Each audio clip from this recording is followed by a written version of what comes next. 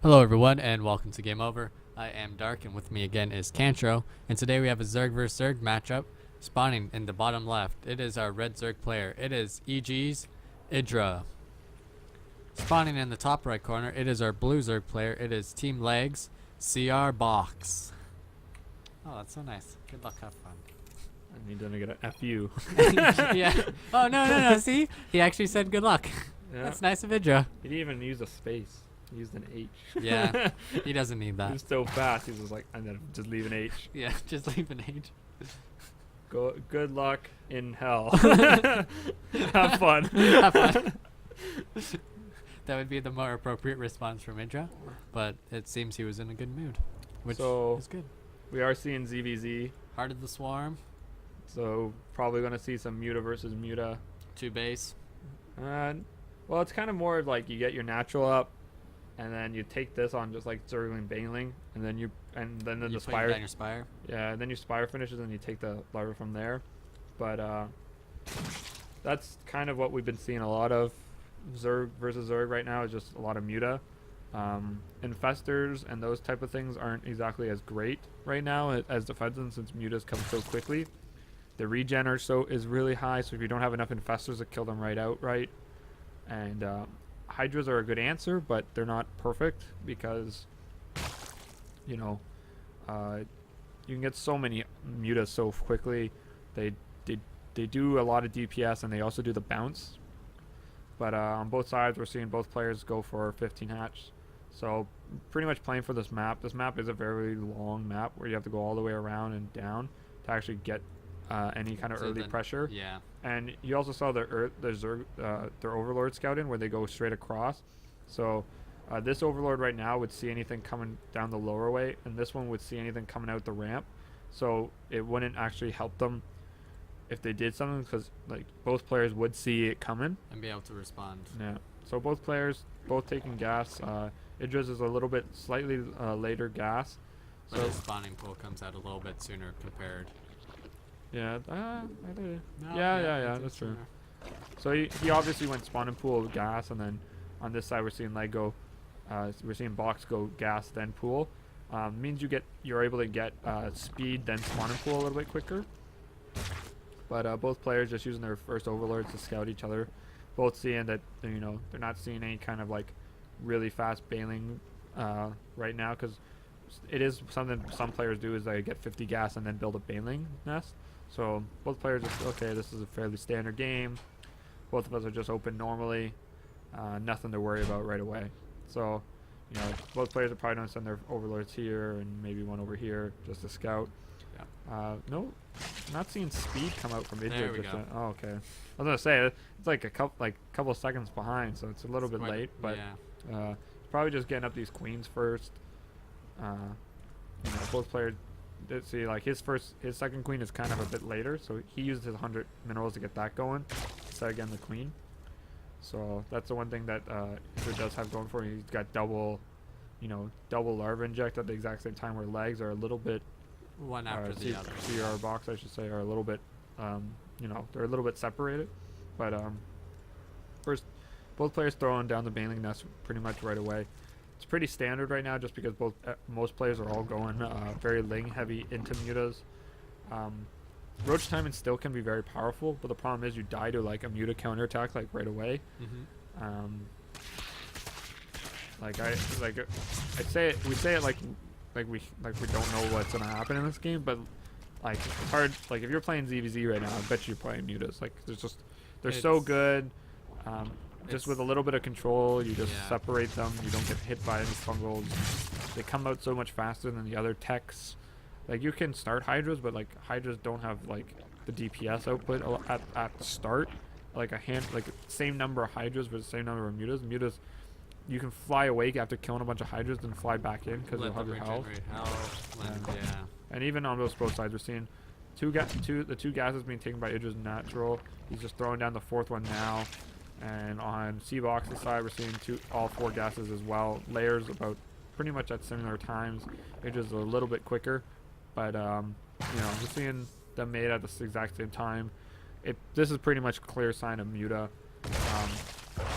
I did like how EGIdra did it, taking these two first before taking the one in the main. Reason for this is that in previous times, if you saw these two, but you hadn't scouted these two, you weren't 100% sure of Muta until after the fact. So, you know, so we're seeing the Spire being thrown down by EGIdra right now. I'm sure as soon as Layer's gonna be finished, we'll see Box throw down his somewhere, and both players are not. It's one of those things. There's his Spire, but it becomes one of those things where it's like the defendant player always has the advantage in numbers because his mutas are going to be able to reinforce so much quicker. Yeah, and then also too, you know, with attacking mutas, you'll also have queens at the defending base. Yeah. So, EGIdra's throwing down his third. We're also seeing the third go down for CBox. Pretty standard stuff so far.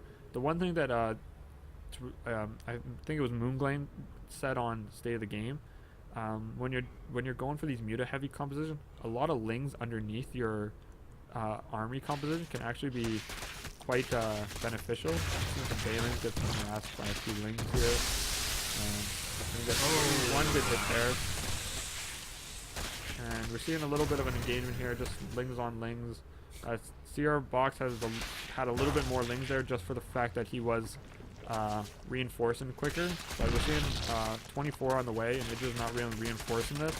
So it's kind of like a fake out. You kind of got crBox got kind of caught without having enough units to defend right away, and you might pay for it here. You might have to cancel this one base.